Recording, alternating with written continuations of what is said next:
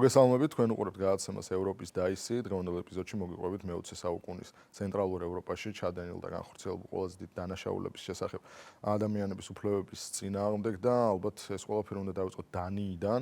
განსაკუთრებით მე იმიტომ მინდა რომ დავიწყოთ დანიიდან, რომ დანიის საგარეო საქმეთა მინისტრი, რომელიც არაერთხელა კორუფციაში მხილებული, რამდენიმე დღის წინ აკეთებს განცხადებას, სადაც ჩვენ საქართველოს და საქართველოს ხელისუფლებას უწუნებს ადამიანის უფლებების დაცვას, უწუნებს დემოკრატიულ პროცესებს, მოითხოვს ხელახალი არჩევნების დანიშვნას და არარსებული პოლიტპატრონების გამოშვებას.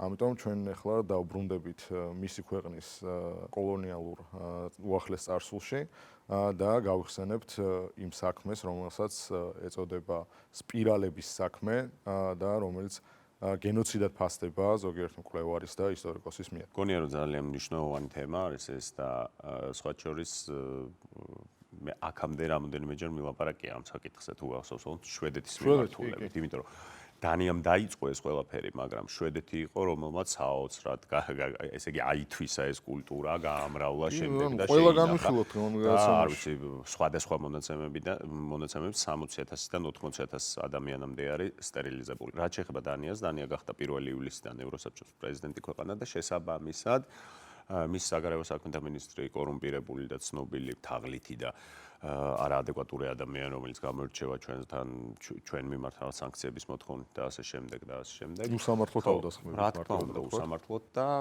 ჩვენ ვახსენებთ ამას, რა, რომ ადამიანები და მე ყოველთვის ამას რა კონტექსტში ვიყენებდი, რომ საქართველოს რო ეუბნებიან მაგალითად, რომ შენ იცი რა, ჯერ უნდა განვითარდე და კანონი მერე მიიღო, იმიტომ რომ ამ თქვათ კონდიციაში შენთვის ეს კანონი საშიშია, აი როგორც დაახლოებით გვიყურებენ, როგორც მაიმუნს, რო იარაღი დააჭერინო ხელში და ჩვენ ვახსენებთ იმ კონტექსტებს. სტერილიზაციის ეს ტალღა დაახლოებით ხო სკანდინავიაში მორჩა 80-იან წლებში. მიხვდი ეს რა პერიოდია, როცა ადამიანის უფლებები ისეთი როგორც ჩვენ ვიცით, ანუ აკადემიურ სივრცეში, თქვათ, მათ შორის პოლიტკორექტულობის საკითხი, ნეომარქსისტები უკვე თემაში არიან, სხვა მიმართულებით იხვეწება, ეს ანტიფსიქიატრიის მოძრაობა იწყება. ანუ იმას ვამბობ, რომ დევიანტური ჯგუფები უკვე თავის უფლებებს იღებენ და მანიფესტაციას მართავენ და ასე შემდეგ.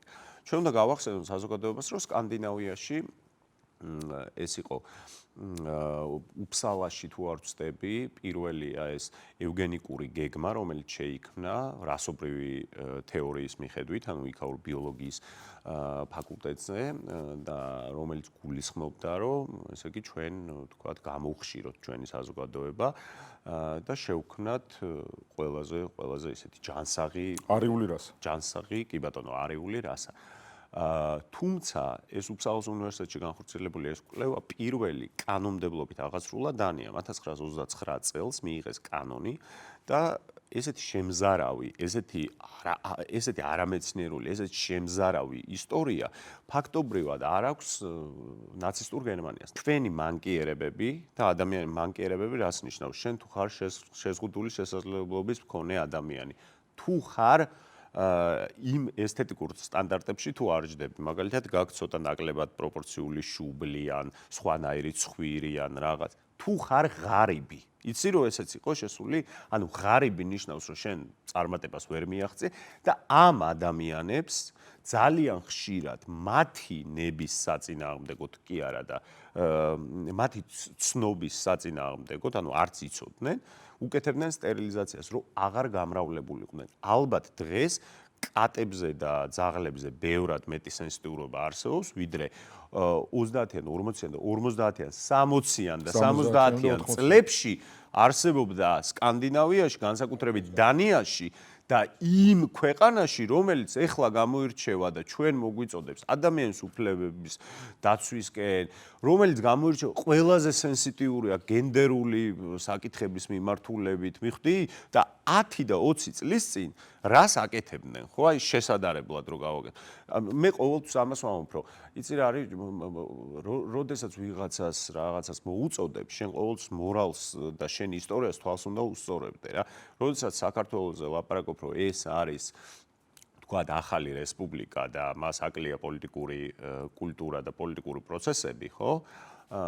შენ მინიმუმ შენ პროცესებს თვალს უნდა უსწორებდე, როდესაც ის რა ქვია, ადამიანებს ზოოპარკი ჰქონდა და როდესაც ადამიანებს ასტერილებდი, იმიტომ რომ არ გამრავლებულიყვნენ, ხო? აი ეგ არის. უფრო დეტალურად რომ მოვყვეთ დანიის შემთხვევა განსაკუთრებით მათ კოლონია გრენლანდიაში განხორციელებული ინუიტი ქალების წინააღმდეგ ეს სპირალების მოტყუებით და ზოგ შემთხვევაში იძულებით ჩადგმის საკითხი, რაც იწვევდა როგორც არასრულწლოვან ქალებს ისე სრულწლოვან ქალებთან მიმართებით ხდებოდა ეს, რაც იწვევდა უშვილობას და სხვა ტიპის დაავადებებს, იმიტომ რომ ადამიანი, რომელიც 14 წლის ასაკში და არაერთი ამ ტრაგედიის მსხვერპლის ვიდეო შეუძლია მაყურებელს რომ მოიძიოს და მოისმინოს ეს ისტორიები, ეს ადამიანი ყვებიან რომ 14 წლის ასაკში მათ როდესაც არ იციან საერთოდ რომ ექიმთან ვიზიტის შემდეგ რომელიც ეუბნება რომ ეს უბრალოდ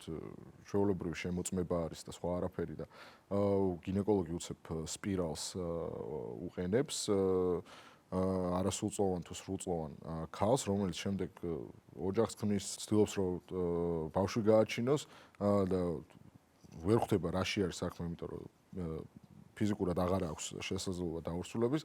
ანუ ამ ადამიანებს მარტივად რომ თქვათ, ერთი რომ შობადობის შესაძლებლობა წაართვეს, დედად ყოფნის უფლება წაართვეს, მეორე რომ გამრავლების უფლება წაართვეს, მთავარი ფუნდამენტური, ერთ-ერთი მთავარი ფუნდამენტური და ოღონდ ეს ყველაფერი გააკეთეს ისე, რომ საერთოდ საქმის გულში არ ჩაუყენებიათ არავინ. ეს იყო სახელმწიფო პოლიტიკა, რომელიც პირდაპირ ავალდებულებდა ჯანდაცვის სექტორს, რომ მათ ეს ამ ფარულადან იძულებით განახორციელებინათ ამ გოგონებზე და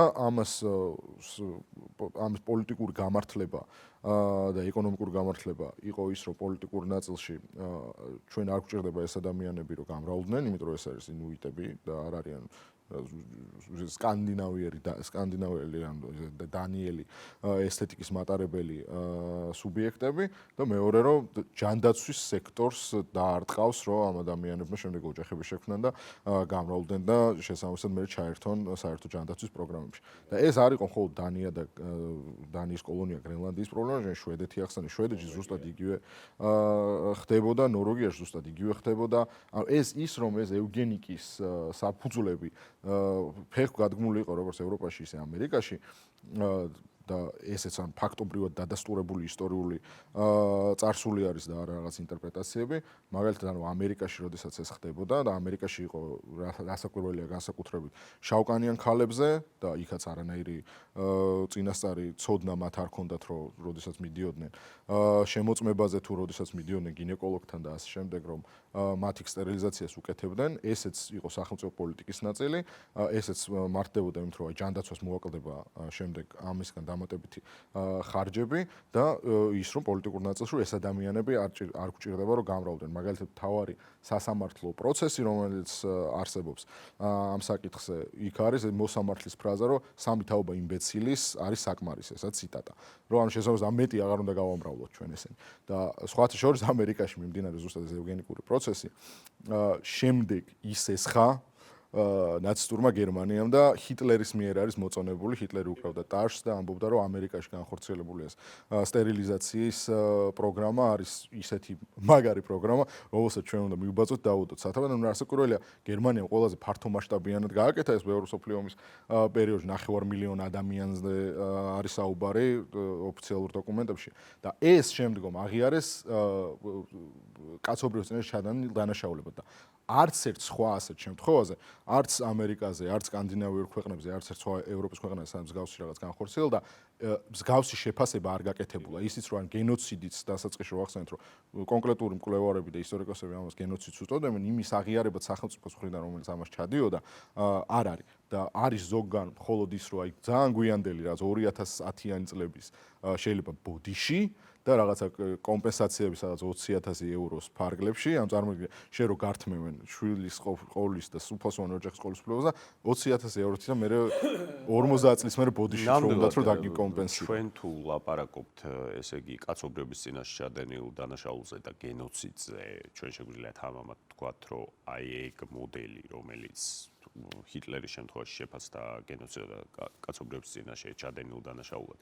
ანალოგიურად რაც ხდებოდა სკანდინავიაში და სკანდინავიაში ეს ბევრად ადრე ხდებოდა, იმიტომ რომ ეს თეორიები ალბათ 1925 წლიდან უკვე იხვეწებოდა და 29 წელს უკვე საკანონმდებლო ანუ ლეგალისტური მიმართულება და ჩარჩომი ეცა დანიაში 1934 წელს ეს გახდა უკვე ნებაყოფლობით შენ შეგეძლო ვთქვათ შენ თუ თავს ჩათვლიდი რომ ანუ როგორ გავალდებულებდნენ ისე დანიას ხوار დააწვევი ტვირთად და 1935 წელს უკვე დაამატეს კანონი, სადაც სავალდებულო და იძულებითი სტერილიზაცია შეეძლო, ანუ სახელმწიფო იყო ამის, ვთქვათ, მაკონტროლებელი და არბიტრი რას გადაწყვეტდა და ვის ეკუთვნოდა და ვის არა. თან ეს ხორციელდება პროგრესის სახელით. ეგაა ძალიან მნიშვნელოვანი. მე კიდევ ერთხელ ვიმეორებ, რომ არ ვიცი დღეს ალბათ ბევრად მეტი სენსი გვაქვს კატებისა და ძაღლების სტერილიზაციისადმი, ვიდრე ეს ჰქონდათ მე-20 საუკუნის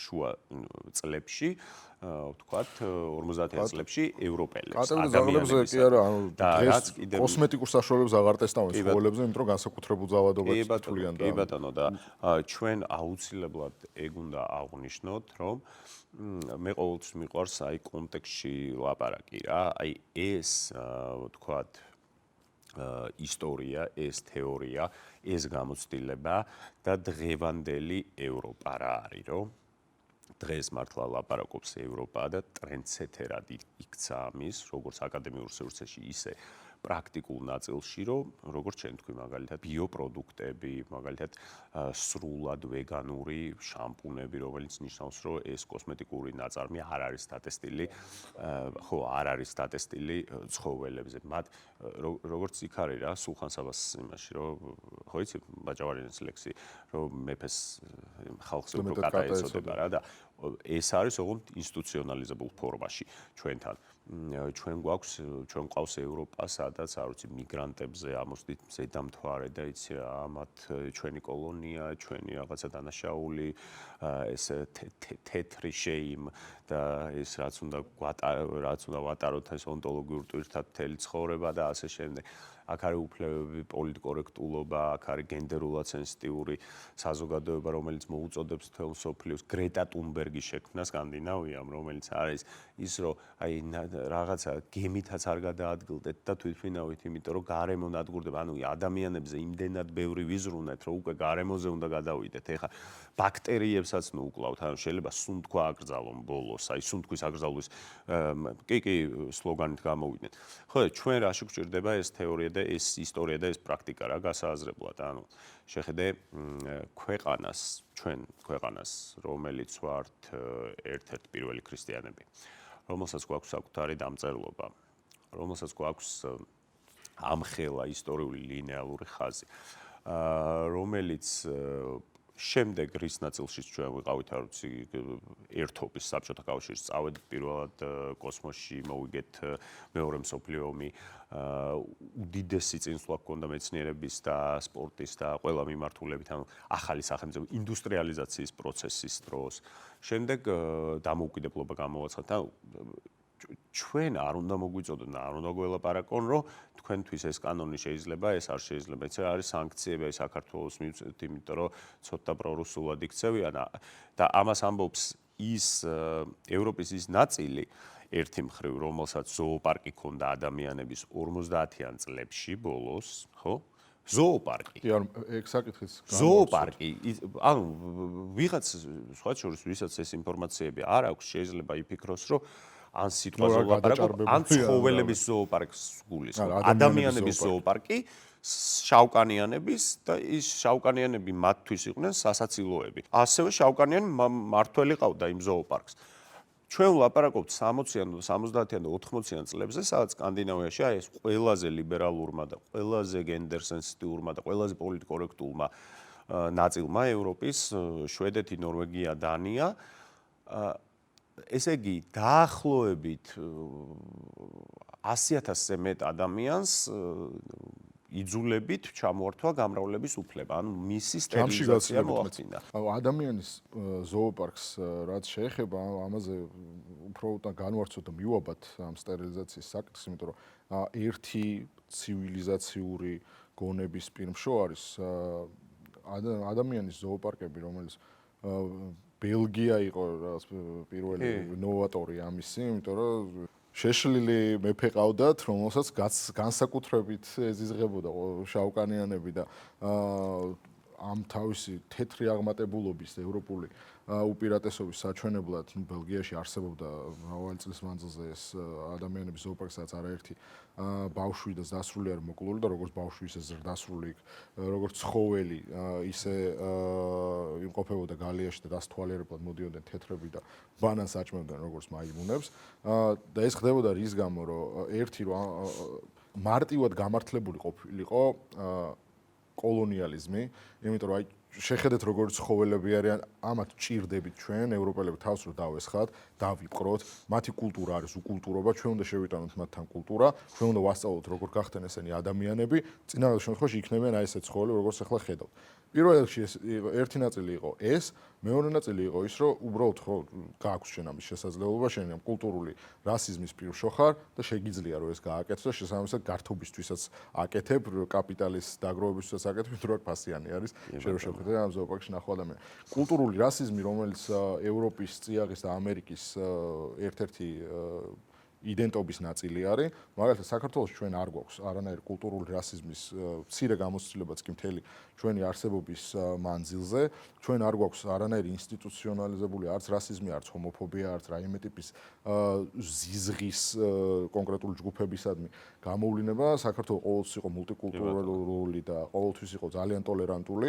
ჩვენ შეგვიძლია ძალიან მარტივად თბილისში გავლითაც კი მივხვდეთ ამას, იმიტომ რომ ერთ ქუჩაზე სამი სხვადასხვა აღსარებლობის ეკლესია თანას არსებობს ერთმანეთთან. იმიტომ რომ ჩვენ გვაქვს ძალიან მთავარი ეგ ყველაფერი კულტურული რასიზმის, ჰომოფობიის და ზოგადად აი ამ ლიბერალური ტრენდების წინაპირობები, ანუ რასზეც ის არის რეფლექსია, იცი რატო არ გვაქვს, იმიტომ რომ ჩვენ გვაქვს საბჭოთა გამოცდილება და საბჭოთა გამოცდილება არ ვამბობ ცუდ კონტექსტში, პირიქით. საბჭოთა გამოცდილება საბჭოთა გამოცდილებამდე არ ვქონია. საბჭოთა გამოცდილება არის ძალიან მნიშვნელოვანი საკითხი ამ მიმართულებით რა და მე ასევე კომენტარი მინდა გავაკეთო, აი რაც შიგნიდან ყველაზე მეტად მაწუხებს. ეს არის რომ ნაციონალური მოძრაობის პერიოდში განსაკუთრებით, აი, როდესაც დასავლური აგენტურა არაპრაქტიკულიდან უკვე გადავიდა იდეოლოგიზირებულ ნაწილზე, როდესაც უნდათ ახალი ქართველის შექმნა, ანუ ახალი ნაციონალური ნარატივი, რაც ნიშნავდა იმას, რომ ილია ჭავჭავაძე არის ლიბერტარიანელი, ანუ ძალიან მონუმენტური ისტორიული ფიგურების ხელახალი წაკითხვა თითქოს, რომ დავით აღმაშენებელი და ილია ჭავჭავაძე ლიბერტარიანელები არიან და ასე შემდეგ და ასე შემდეგ რა. რაღაცა ახალი ნეოკონური ეს ნარატივი, რომელიც იყო დასავლური პროექტი და დასავლური აგენტურის მიერ განხორციელებული ჩვენთან. მან მოხდა ყველაზე მნიშვნელოვანი თუ გახსოვს. ეს იყო სტალინის კულტის როგორი დევნა, იცი, რომ ესე იგი მან 37 წელს რეპრესიები და გელაპარაკებოდნენ თან რა პერიოდიდან და რა კონტექსტიდან, რომ დღევანდელი სტანდარტებით აფასებდნენ სტალინს, ანუ ალექსანდრე მაკედონელს თხოვდნენ რატო არ იყავი დემოკრატი და რატო არ ზრუნავდი ქალთა უფლებებზე. სტალინს თხოვდნენ ზუსტად იგივეს, როგორ შეგიძლია ახსენო, რომ მას უდიდესი პოლიტიკური მიღწევები ჰქონდა, როგორ შეგიძლია იამაყო, რომ ის ქართველი იყო და ყველაზე გავლენიანი და ყველაზე პოპულარული, ანუ ცნობადი პოლიტიკური ფიგურაა და ესეთი მონუმენტური მნიშვნელობა, ეს როგორ შეგიძლია თქვა, როცა მან ადამიანის უფლებები დაარღვია და შედალოცვილო 37 წელზე რო ვლაპარაკობთ, ხო და ანუ 40-იანების პერიოდზე როცა ვლაპარაკობთ, ევროპაში არსებობდა ადამიანების ზოოპარკები, ასევე არსებობდა აი ეს ყველაზე სასტიკი სკანდინავიური, არ ვიცი, ისეთი ჩაგვრის ფორმა, რომელიც არ მოიძებნება ამაზე უარესი არსად, იმიტომ რომ ადამიანების სტერილიზაცია, ესე იგი შენ იმდენად მარგინალი ხარ, რომ საზოგადოებას ჯერ ამახინჯებ, ანუ შენი, აი ხო იცი, რომ კეტავენ რა ოჯახში ვიღაცა შეზღუდული შესაძლებლობები ტიპს რო არ აჩენენ დაახლოებით, აი ეს პრინციპია რა, რომ შენ იმდენად მახინჯი ხარ, რომ არც უნდა გამოჩნდეს. დაახლოებით არ პირდაპირ პრინციპია, იმიტომ რომ და ამ სტერილიზაციას ეწეოდნენ, ანუ ადამიანის თავარი დანიშნულება ავარი არის გამრავლდეს, იმიტომ რომ ადამიანი როგორც სახეობა შენარჩუნდეს, თორე ხა უშვილო წყვილები ვინც არიან და ის ეგ არაფერ შუაში არ არის. მე ვამბობ ადამიანის როგორც სახეობის მიმართულებით, როგორც ბიოლოგიური სახეობის მიმართულებით. კი, იმიტომ რომ ეს არ ყოფილა არც მხოლოდ ეთნიკური ან რასობრივი, ეს მათ შორის იყო რომ კლასიფიკაცია, რომელშიც გადაწყვეტდნენ რომ აი ეს მეგონი ჭკუა სუსტია, ჩვენ წარმოდგენაში და ჭკუა სუსტის რაღაცა განმარტება არსად არ ყოფილა, რომ ანუ რაღაცა IQ-ს დონეს არ უნდა აჭარბებდეს. არა, ღარიბი თუ ხარ, წარმატებული წარუმატებელი. დაცვეთა ჭირდება ამას, სტერილიზაცია ჭირდება. ის არის, რა ქვია, წარუმატებელი არის, ღარიბი არის, სახყარი არა აქვს, ესე იგი სტერილიზაცია ჭირდება ამას და სხვა შორის ამაზე ანუ არ არსებობს არანაირი, მაგალითად, ხატრული ფილმი ამაზე არ გადაღებულა, ამაზე რა საჯარო მასობრივ მეინსტრიმ მედიაში დისკუსიები არ შემდგარა.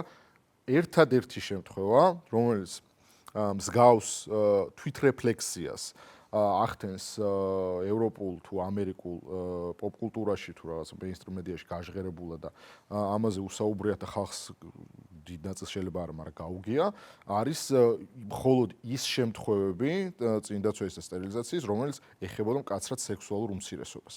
მაგალითად, ფილმები გადაღებულა იმაზე, რომ გეი მამაკაცს როგორ სახელმწიფო ძალადობრივად უკეთებს სტერილიზაციას, იმიტომ რომ ეს არის ჰომოფობიური საზოგადოება და აქ ეს იყო საშინელება. მაგრამ არც ერთი სიტყვა არ თქმულა, რაზეც ჩვენ ვლაპარაკობთ, იმაზე, რომ ზოოპარკები არსებობდა ადამიანის საფრანგეთში, იტალიაში, ბელგიაში, ყველა ცენტრალური ევროპის მთავარ ფუძემდებურ ქალაქში და ქვეყანაში, ის რომ სტერილიზაციას უკეთებდნენ აგრეთვე ყველა ამ ქვეყანაში, მათ შორის ამერიკაში და ანუ რაც ყველაზე ირონიული არის და ტრაგიკული ის, რომ ჰიტლერის მიერ მოწონებული და საკუთარ ნაცისტურ გერმანიაში აღსრულებული ევგენიკური პროგრამა არის პირდაპირ გადმოღებული ამერიკიდან და ნათქვამი რომ აი ამერიკა ისე კარგად გააკეთეს ეს ყველაფერი რომ ჩვენ ეს გვჭირდება რომ გავიმეოროთ. მოდი ეს ყველაფერი რომ შევაჯამოთ, ხო?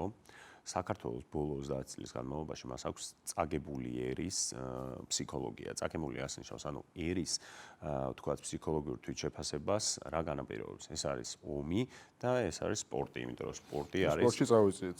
ხო და არა, ნახე რას ვლაპარაკობ. სპორტი არის ომის ყველაზე ისეთი მშვიდობიანი მეტაფორა რა. ჩვენ დამოუკიდებლობის პერიოდიდან გვაქვს ორი წაგებული ომი, გვაქვს ქონდა სპორტში ყველანაირი რაღაცა იმედგაცრუება, რაც ამ წაგებული ერის ფსიქოლოგიას უზრუნველყოფდა. შემდეგ ჩვენ ერთი მხრივ წავიწიეთ სპორტში, კი არა, ჩვენ ისტორიაში პირველად გავედით ევროპის ჩემპიონატზე, ფეხბურთში, ყველაზე პოპულარულ სპორტში, ოლიმპიურ სახეობებში და ოლიმპიადებზე ჩვენ ვაჩვენეთ რაღაცა რეკორდული რაოდენობა. ყველაზე პოპულარულ სპორტ სახეობებში, ესე იგი, სპორტ სახეობა არ არის ბრძოლა წესების გარეშე სპორტ სახეობა, მაგრამ იმაში აქვე კორპორაციაც არის UFC, ხო, მაგ მიმართულებით ყავს ორი უძლიერესი და რენკინგში ხუთეულში ვართ თავი ქართველი. სპორტში ძალიან ესე თვითშეფასება განგვივითარდა. ასევე ჩვენ დავახცეთ თავი აი თვითკოლონიალიზმს, რაც ნიშნავდა და რაზეც ვილაპარაკე, ეს არის მიშას მოტანილი თეორია, ახალი ქართველის პირობებში შექმნილი ნარატივი, სადაც ჩვენ მოსამართლეები უნდა ჩამოვყვანოთ ნიდერლანდებიდან, იმიტომ რომ ისინი არიან ჩვენზე განვითარებულები, ბელგიიდან, ანუ ადამიანები ჩვენ უნდა წამოვყვანოთ სკანდინავიიდან და ასე შემდეგ. ადამიანები, რომლებიც 30 წლის წინ ქმნიდნენ ადამიანებს ზოოპარკს, ადამიანები, რომლებიც 30 წლის წინ ასტერილებდნენ ღარიბებს და შეზღუდული შესაძლებლობებს ჰქონდნენ ადამიანებს, მათ უნდა გვასწავლონ ჩვენ კულტურა, პოლიტიკური პასუხისმგებლობა, სოციალური პრაქტიკები და ასე შემდეგ და თეორიები. ჩვენ ამას დავახციეთ თავი რა, მიშას შექმნილ ნარატივს, რომ ჯონი და ვიღაც თუ რამეს ამბობს, ეს აპრიორი მართალია, იმიტომ რომ აი თეთრმა კოლონიზატორმა თქვა ეს და ჩვენ პირიქით თითისქნევით ველაპარაკეთ ევრობიუროკრატებს, კორუმპირებულ ევრობიუროკრატებს, რომ იმიტომ რომ ნახეთ რა, რასაც უნდა იმას დაწერა, რომ არ გაბედოთ საქართველოზე ესე ილაპარაკოთ რა და ვახსენებთ ზუსტად იმას, რომ თქვენ 30 და 50 წლის წინ გქონდათ ის, რაც საქართველოში არასოდეს არ ყოფილა და არ ყოფილა იმიტომ კი არა, რომ განვითარებლები ვიყავით პირიქით. ჩვენი დამწერლობა გვაქვს და ჩვენი უნიკალური კულტურა გვაქვს, რაც მაგალითად ევროპულ ქვეყნებს არ აქვთ ისინი ლათინურ ალფავიტს იყენებენ, ხო? ხო და აი მე მგონია რომ შეჯამება აი ამ მხრივ უნდა გავაკეთოთ, რომ ჩვენ თითქოს ეს თვითკოლონიალიზმი და ეს პოსტკოლონიალური სინდრომი გადავიაზრეთ. მასობრივად გადავიაზრეთ. კი. და მართლა პირველად არის საქართველოში, რომ ჩვენ აი ევროპელს და ამერიკელს აღარ უყურებთ როგორც წმინდა მიწაზე რო ეს კოლონიზატორი რო ფეხს დადგავდა თეთრი ღმერთი რო იყო ეს Road to Eldorado რო არის ფილმი, ხო? ადამიანის ზოოპარკების ევროპაში და ამერიკაში და სტერილიზაციის ფაქტების აგრეთვე ევროპაში და ამერიკაში ორკესტრირებული იყო იმ სხვილი სამედიცინო კორპორაციების, იმ ინტელექტუალური elitების, იმ სხვილი ფინანსური კორპორაციების მიერ, რომელთა ინტერესიც იყო ამაში, რადგან ვახსენეთ, რომ სამედიცინო მიმართულებით ეს მართლდებოდა იმით, რომ ჯანდაცვას ნაკლები ტვირთი დააწვება, პოლიტიკურად ეს მართლდებოდა იმით, რომ ჩვენ უკეთეს საზოგადოებას მივიღებთ, ყველაზე მარტივად კი ხდებოდა აქ ზუსტად იმ საზოგადოების ფორმირება, რომელიც მათთვის იყო მისაღები, როგორც კარგი მსყიდველთუნარიანი მომხმარებლის. ეს ყველაფერი ორკესტრირებული იყო ზუსტად იმ ძალების მიერ, რომელსაც დღეს Deep State-ს ვეძახით და ჩვენ შეგვიძლია ძალიან თავისუფლად თქვათ, რომ ზუსტად ის გავლენის სფეროები, რომლებიც პირდაპირ კავშირი არის Deep State-თან, იყო უკან ამ სტერილიზაციების და ადამიანის ზოოპარკების მიღმაც და მაშინ ეს წარმოადგენდა უმაღლეს ევროპულ და ამერიკულ ცივილიზაციურ მონოპოლარს და ღირებულებას და აუცილებელ წინაპირობას იმის, რომ პროგრესული საზოგადოება შექმნილიყო, როგორც დღეს არის მაგალითად ის, რომ ევროპაში პირიქით ყველანაირი ტიპის მიგრაცია უნდა მიიღოს ხელაღებით ევროპულმა სახელმწიფომ, უნდა მიიღოს ახალი ღირებულებათა სისტემა, უნდა შექმნას ახალი ინდივიდუალური და ინდივიდუალიზმზე ორიენტირებული საზოგადოება, რომელიც მოხმარების მეც არაფერს გააკეთებს და ასე შემდეგ. ანუ პატერნი ზუსტად ერთი და იგივე არის, აქტორები ერთი და იგივეები არიან, უბრალოდ იცვლება ჩაგვრის ფორმა და მასზე რეფლექსია. ჩვენთვის არის მნიშვნელოვანი ეს რეფლექსია მუდმივად გაგვაჩნდეს არასოდეს ისტორიაში, როგორი ძველიც არ უნდა გვეჩვენოს, არ მოგვერიდოს კვლევის ჩატარება, იმიტომ რომ როდესაც არაერთი მნიშვნელოვანი მოაზროვნე გვასწავლის ამას, რომ როდესაც საკუთარი ქვეყნის და ზოგადად სამყაროს ისტორიის მივიწყებას იწყებ, პირდაპირ პროპორციულად ქმნი შესაძლებლობას, რომ ის საშინელებები განმეორდეს მომავალში, რომელიც ამ ისტორიის ნაწილი იყო. შესაბამისად, ჩვენ თუ გვინდა, რომ ზუსტად იმ ევროპული ღირებულების და ადამიანის უფლებებზე ორიენტირებული საზოგადოების ნაწილი ვიყოთ და ამ ცივილიზაციის ნაწილი ვიყოთ, ამ კონტექსტებით უნდა შევხედოთ და ამ პრიზმიდან უნდა შევხედოთ და აქ ჩნდება აი ეგა ყველაზე სასაცილო და ყველაზე გასაბრაზებელი ალბათ ჩვენს ქართველებისთვის, რომ ზუსტად ამ პრიზმაში ვართ ჩვენ ყველაზე ევროპული, ყველაზე ცივილიზებული და ყველაზე სამართლებრივად სამართლიანობაზე ორიენტირებული საზოგადოება. ვითვალისწინებთ რა გერმანიის ფაქტორს, რომელსაც ჰქონდა ჰოლოკოსტის, ნაციზმის ისტორია, რომელმაც, ესე იგი, რომელსაც შემდეგ მთელი დასავლეთი გახდა ამაზე რეფლექსია, ანუ ეს გადაითარგმნა პოპკულტურაში, ეს აისახა, არ ვიცი, ყველაფერში ზღაპრებიდან დაწყებული სასკოლო კურიკულუმში, რომ ეს ვიცოდეთ რა ჩავიდინეთ, მაგრამ როდესაც უყურებ, რომ ეს მორჩა ყველაფერი 40-იან წლებში, ხო?